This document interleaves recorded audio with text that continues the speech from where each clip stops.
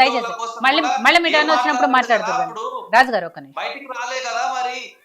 అరే మీ అన్నని అప్పుడు అన్న ఇది మంచిది కాదన్న నువ్వు కంప్యూటర్ మేము సెంట్రల్ లైబ్రరీకి టీజీపీఎస్సీ సంబంధించినటువంటి నిరుద్యోగుల పక్షాన పోయి మాట్లాడినప్పుడు అక్కడ వచ్చిన విమర్శలను కూడా స్వీకరించినాం. ఆ రోజు జరిగిన తప్పిదాలను కూడా మేము స్వీకరించి సమాధానం చెప్పినాం. కవిత కట్ల సమాధానం చెప్పింది ఓపికగా.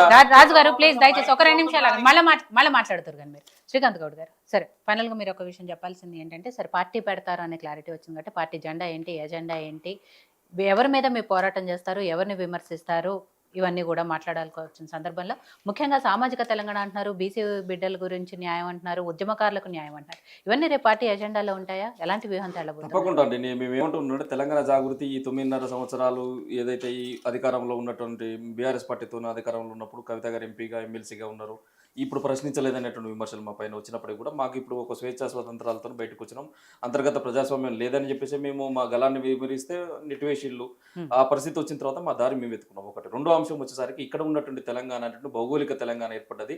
ఒక మౌనత శిఖరమైనటువంటి కేసీఆర్ గారు ఏర్పరిచినట్లు తెలంగాణ ఉద్యమం ద్వారా సబ్బండ వర్గాల ఉద్యమము, విద్యార్థి ఉద్యమకారుల యొక్క త్యాగాల ఫలితము, అనేక ఫలితాల ఆధారంగా ఇలా భౌగోళిక తెలంగాణ అనేటువంటి వచ్చింది. కానీ సామాజిక తెలంగాణ రాలే. ఈ 10 ఏళ్ళు సామాజిక తెలంగాణలో చట్టసభలకు ప్రాతినిధ్యం వహించేటువంటి బీసీ బిడ్డలు చివరకు కొన్ని వార్డులలో కూడా వార్డు మెంబర్లు కూడా కాలేనటువంటి కులాలు కూడా ఉన్నాయి. కాబట్టి ఎవరెంత ఉన్నారో అంత వాటా వాళ్ళకు వచ్చే విధంగా చట్టసభలో ప్రాధాన్యత బీసీ బిడ్డలకు కలిగించే విధంగా మేము మా యొక్క కార్యాచరణ తీసుకోబోతున్నాం. యువతకు పెద్దపీట వేసే విధంగా మేము మా ప్రాధాన్యత తీసుకుపోతున్నాం. మహిళలకు ఎంటర్ప్రైనర్షిప్ ఉండే విధంగా, ఉపాధి అవకాశాలు ఉండే విధంగా, మహిళలకు భద్రత ఉండే విధంగా, ఉద్యోగ భద్రత ఉండే విధంగా, యువకులకు ఉద్యోగ అవకాశాలు ఇచ్చే విధంగా, దాంతోపాటు విద్య వైద్యం అనేటువంటి కార్పొరేట్ మయం అయిపోయింది. ఈ విద్యను పూర్తిగా కూడా ఫ్రీ ఆఫ్ ఎడ్యుకేషన్గా ఇవ్వాల్సినటువంటి అవసరం ఉంది. ఏ ఒక్క పేరెంట్ కూడా ఫీజు సంబంధించి కట్టడానికి చివరి కొన్ని సందర్భాలు చూస్తే చెవులకున్న దిద్దులు, మెడలో ఉన్నటువంటి ఏదైనా గోల్సో గిల్సో ఉంటో కూడా తాకట్టు పెట్టి పిల్లల ఫీజులు కడుతున్నటువంటి దయనీయమైన పరిస్థితులు ఇవాళ తెలంగాణలో కనపడుతుంది. కాబట్టి అట్లాంటి విద్యను ఉండకూడదు. పూర్తిగా విద్య అనేటువంటిది ఉచితంగా ఉన్నత ప్రమాణాలు కలిగినటువంటి విద్య, ఆధునిక ప్రమాణాలు కలిగినటువంటి విద్యను ప్రజలకు, శాస్త్రీయమైనటువంటి విద్యా విధానాన్ని ప్రజలకు ఈ ప్రాంత బిడ్డలకు అందించాలనుకుంటున్నాం. వైద్యం కూడా అంతే. ఈరోజు ఆరోగ్యశ్రీ అనేటువంటి కుంటుపడిపోయింది. ఆరోగ్యశ్రీ మొత్తం కూడా బకాయిలమయం అయిపోయింది. అవన్నీ చేస్తలేరు. కాబట్టి విద్యా వైద్యం అనేటువంటిది ప్రజలకు కావాల్సినటువంటి మినిమం అంటే కనీస సౌకర్యం ఇది లేక కొన్ని బ్రతుకులు చిదిగమైపోతున్నాయి. ఒక ఇంటి యజమాని చచ్చిపోతే ఆ కుటుంబం మొత్తం కూడా చీకటమయం అయిపోతుంది. కాబట్టి అట్లా వందలాది కుటుంబాలు కోవిడ్ టైంలోనే సర్వనాశనం అయిపోయినటువంటి కుటుంబాలు ఉన్నాయి. చంటి బిడ్డలు ఎత్తుకొని కూడా ఇవాటి వరకు కొన్ని పల్లెలలో కుటుంబ రక్కసికి మాయమైపోయి ఆ కుటుంబ యజమాని చచ్చిపోతే 25-26 సంవత్సరాలకు పసుపుదారులు తెగిపోయినటువంటి మహిళలు ఎంతో మంది ఉన్నారు. అట్లాంటి బిడ్డల కోసం, అట్లాంటి గిరిజన బిడ్డల కోసం, వీళ్ళందరి కోసం కూడా మేము ఒక అద్భుతమైనటువంటి కార్యాచరణ తీసుకొచ్చినాం. అది ఆమోదయోగ్యంగా ఉండే విధంగా, ప్రజలే నిర్మించే విధంగా మా కార్యాచరణ ఉంటుంది. నేనేమంటున్నా, ఇలా 60 లక్షల సభ్యత్వం ఉన్నది మాది, ఆమెతో ఏమవుతుంది, టీ కప్లో తుఫాన్ కవితతో ఏంది అనేటువంటి మాట్లాడుతున్నటువంటి నాయకులు ఎవరైతే ఉన్నారో, మీ 60 లక్షల సభ్యత్వం కవిత గారు పార్టీ పెట్టేంత వరకే. వన్స్ ఒక్కసారి పార్టీ లాంచ్ అయింది అని అంటే మాత్రం మీ 60 లక్షల సభ్యత్వం 30 లక్షలకు 20 లక్షలు కూడా దిగజారిపోయే ప్రమాదం ఉంది. ఇంకా కూడా అహంకారాన్ని తగ్గించుకోకుండా ఒక ఆడబిడ్డ పైన అవాకులు చవాకులు పెడితే మాత్రం ప్రజలు ప్రతిదాన్ని గమనిస్తున్నారు.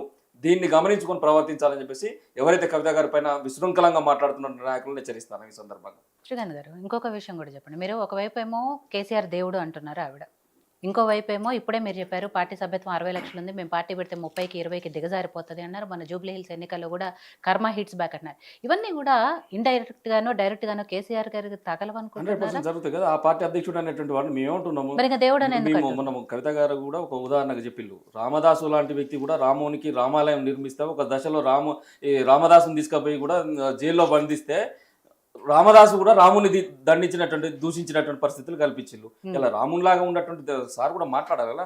ఒక క్షణం ఒక మహిళ గురించి, కన్నా బిడ్డ గురించి కూడా ఆలోచన చేయాలి కదా. మల్లన్న లాంటి కుక్కలు మురుగుతున్నాయి, ప్రకాష్ లాంటి వాళ్ళు ముసుగులేసుకుని మాట్లాడుతున్నారు. ఒక్కొక్కరితో మాధవరం కృష్ణారావు లాంటి ఉద్యమంలో లేనటువంటి దొంగలతో మాట్లాడిస్తుంటే, నిరంజన్ రెడ్డి లాంటి వ్యక్తులతో మాట్లాడిస్తుంటే, ఇవాటి వరకు సార్ ఒక మాట కూడా మాట్లాడకపోతే మాకు కూడా శోచనీయంగానే ఉంది. సార్ని చూస్తుంటే కూడా మాకు బాధ అనిపిస్తుంది. ఏం ఆలోచిస్తున్నారు సార్, ఇంత మౌనంగా ఎందుకుంటున్నారని కూడా బాధ అనిపిస్తుంది. అంత మౌనత శిఖరం ఇలా మాట్లాడకపోతే కూడా బాధ ఉంటుంది కదా మేడం. కాబట్టి మేము 100% ఈ చర్యకు ఎవరైతే కారణం ఉందో ఆటోమేటిక్గా చర్యకు ప్రతిచర్య అనేటువంటి ఉంటుంది. రేపు రాజకీయంగా రూపాంతరం జరిగితే అది కేసీఆర్, కేటీఆర్, హరీష్ రావు ఇవన్నీ కూడా ప్రత్యర్థుల్లాగానే మేము పనిచేస్తాం. సో నాగరాజు గారు, ఏదైతే కవిత వర్సెస్ బీఆర్ఎస్ పార్టీగా నడుస్తోందో ఇదంతా కూడా అటు కాంగ్రెస్ పార్టీ వాళ్ళు మీరు ఆరోపిస్తున్నట్టుగా మాకు సంబంధం లేదు అని వాళ్ళు అంటున్నారు. బీజేపీ వాళ్ళు ఇదంతా కూడా ఒక పొలిటికల్ ఫ్యామిలీ డ్రామా, కావాలని కలిసి ఆడుతున్న నాటకము, కల్వకుట్ల కుటుంబ కథా చిత్రం, ఇది తప్ప తెలంగాణ ప్రజలకు ప్రయోజనం కానీ దీనివల్ల, లేకపోతే ఇందులో నిజంగానే ఆవిడ బయటకు వచ్చింది, బాధపడింది, ఇవన్నీ కూడా ఎక్కడా లేవు, మొత్తం ఒక డ్రామాగానే వాళ్ళు కూడా చూస్తున్నారు. సో మీరేం చెప్పదలుచుకున్నారు? వాస్తవానికి చెప్పాలంటే అక్క 9 సంవత్సరాల అధికారంలో ఉండి అధికారం పోయిన తర్వాత బయటకు వచ్చి అంటే వాళ్ళ డాడీ అంటే ఇప్పుడు కేసీఆర్ వాళ్ళ కూతురు కదా, ఇప్పుడు మాట్లాడుకోవడానికి అవకాశం ఉండదా? ఒక లెటర్ రాయాల్సిన అవసరం ఏముంది? అంటే నీ మనసులో ఒక స్వార్థపూరితమైనటువంటి స్వార్థపూరితమైనటువంటి ఒక ఆలోచన నీకు దుర్బుద్ధి ఉంది కదా, ఆ ఆలోచనలో భాగంగానే కేసీఆర్ ఇప్పుడు ఏం మాట్లాడుతారండి? డైరెక్ట్గా నువ్వు కాళేశ్వరంలో అవినీతి జరిగిందని నేను కేసీఆర్ జరగకుండా అవినీతి జరుగుతుందా?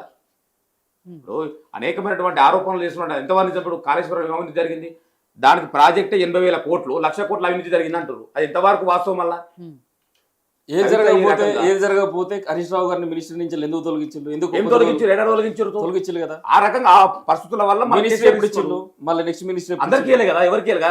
సెకండ్ టైం ఇద్దరే సెకండ్ టైం హరీష్ రావు గారికి ఆరోగ్య శాఖ మంత్రి ఇచ్చారు. అవినీతి చేసిన ఫైనాన్స్ మినిస్టర్ ఉన్నది. ఫైనాన్స్ ఇచ్చి మరి ప్లానింగ్ ఎందుకు వేయలేదు? ప్లానింగ్ ఎందుకు వెళ్ళదు అంటే జేబులో పైసలు ఉంటేనే కాదు, జేబులో పైసలు ఖర్చు పెట్టే అధికారం కూడా ఇవ్వాలి కదా. ఫైనాన్స్ ఇచ్చి ప్లానింగ్